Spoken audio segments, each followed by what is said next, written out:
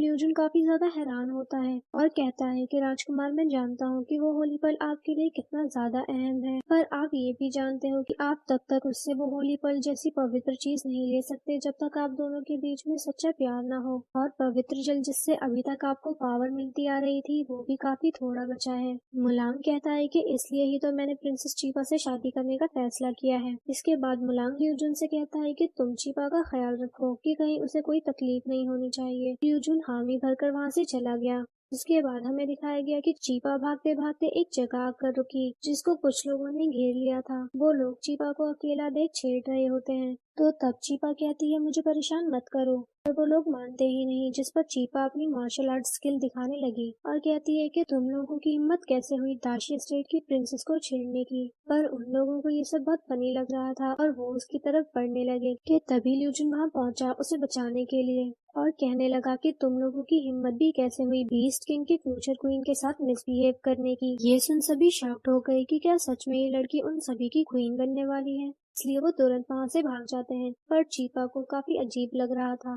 कि ये मुझे क्वीन क्यों कह रहे हैं। ल्यूजुन कहता है कि मुझे यहाँ हमारे किंग ने भेजा है आपको सही सलामत महल तक पहुँचाने के लिए। कि तभी उसे ढूंढते हुए वहाँ होंगशी भी पहुँच आई जो कि माफी मांग रही थी कि मैं किंग की गेस्ट का सही से ख्याल नहीं रख पाई। ल्यूजुन ने बताया कि ये सिर्फ गेस्ट नहीं है बल्कि हमारे किंग की फ्यूचर क्वीन है, इसलिए इनका खास ख्याल रखो। तो तब होंगशी नीचे बैठकर प्रिंसेस चीपा को रिस्पेक्ट देने लगी। चीपा को इन दोनों का उसे क्वीन कहना बिल्कुल भी पसंद नहीं आता। इसके बाद होंगशी चीपा को साथ चलने का कहने लगी, पर चीपा उसे मना कर देती है ये कहकर कि नहीं, मैं तुम्हारे साथ कहीं नहीं जाने वाली, बस मुझे सिर्फ अपने घर जाना है।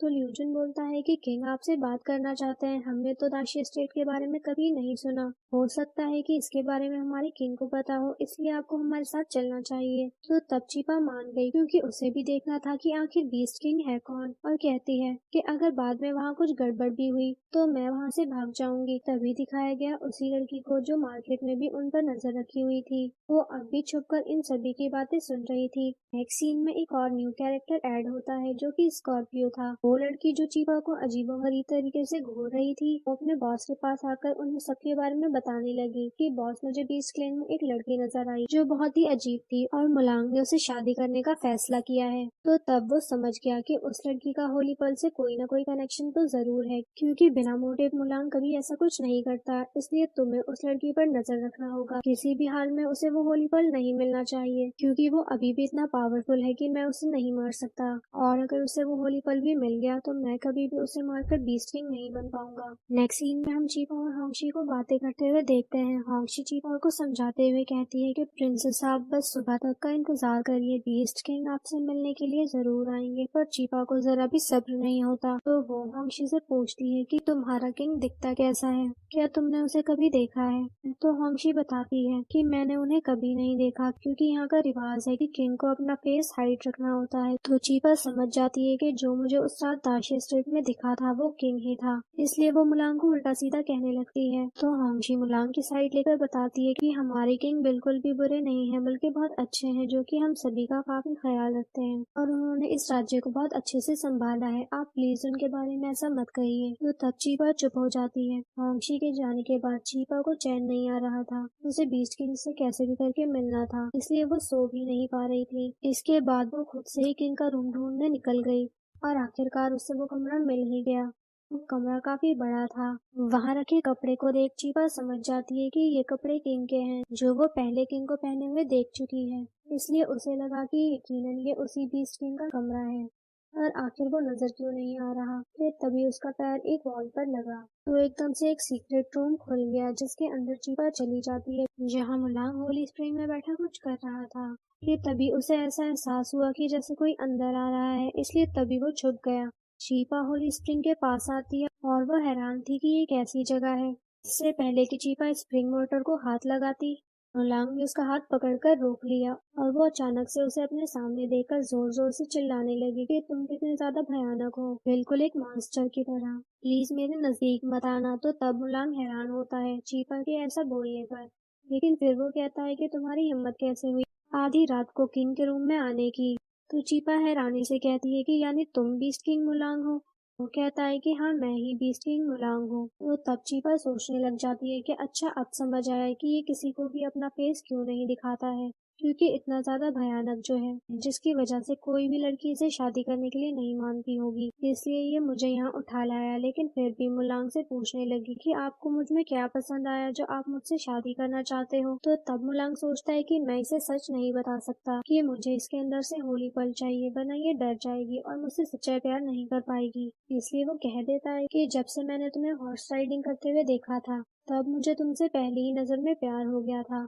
चीपा बातों बातों में मुलांग से दाशिया सेठ वापस जाने का रास्ता पूछती है कि प्लीज मुझे मेरे घर का रास्ता बता दो, क्योंकि मैंने सुना है कि आप काफी ज्यादा अच्छे हो।